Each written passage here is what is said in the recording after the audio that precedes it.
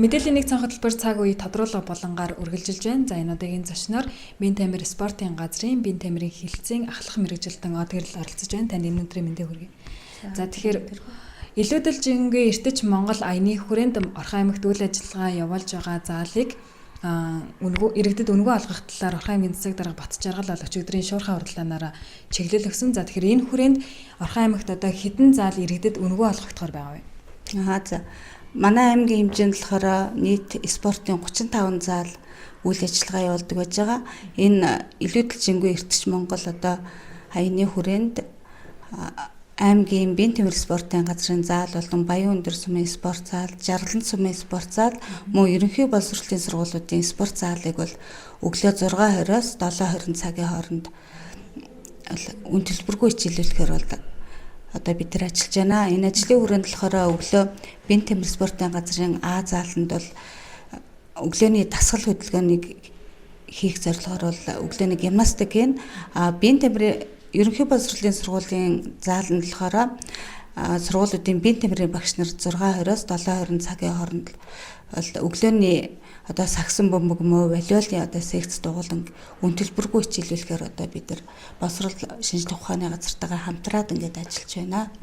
Тэгэхээр зөвхөн сагсан бөмбөг одоо гар бөмбөг гэлтгүүгээр өөр төрлөөр бас хүмүүс хичээлэх боломжтой байгаа юу? Энэний хүрээнд бол да хангарт спорт клуб дээр бол өглөөний одоо бадминтоны секц бол бас хичээлж байж байгаа.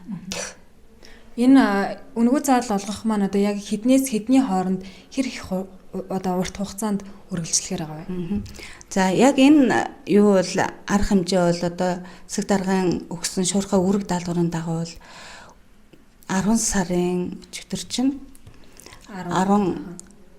10-аас эхлээд бол одоо хичээлэхээр ингээд яж байгаа. Тэгээ өнөөдрөөс эхлээд бол манай заалууд бол бас ажиллаад эхэлсэн байж байгаа.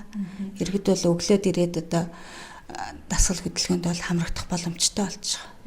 Өнгөрсөн жилийн тухайд бол яг ерөнхий боловсролын сургуулийн заалнуудаа хамруулаагүй зөвхөн аль биесны бие тамирын спортын газартай харьяалагддаг заалнуудаа хамруулсан байсан тийм. Энэ жил тэгэхээр одоо өнгөрсөн жилийнхаас хамаагүй олон хүн бас хамрагдах боломжтой болж ирж байна. Тэгэхээр өнгөрсөн жил ер нь хүмүүсийн хамрагдалт ер нь хэр их байсан бэ?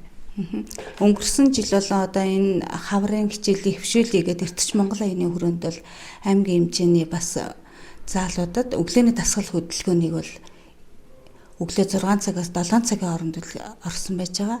Энэ дээр бол нийт одоо давхарцсан тоогоор сар хагасын аяны хүрээнд бол 45 мянган иргэн хамрагтаа оролцсон байж байгаа. Одоо болохоор ингээд бүх сургуулиудын заалууд гэхээр ерөнхийдөө хаврын арга хэмжээнээс бол илүү нэмэгдэж оролцох байх гэсэн бид нар төлөвлөгөөтэй. За тэгэхээр танд мэдээлэл өгсөн танд баярлалаа. Цаг үе тодруулга болон мэдээллийн нэг цонх хөтөлбөрөөр үргэлжлэнэ.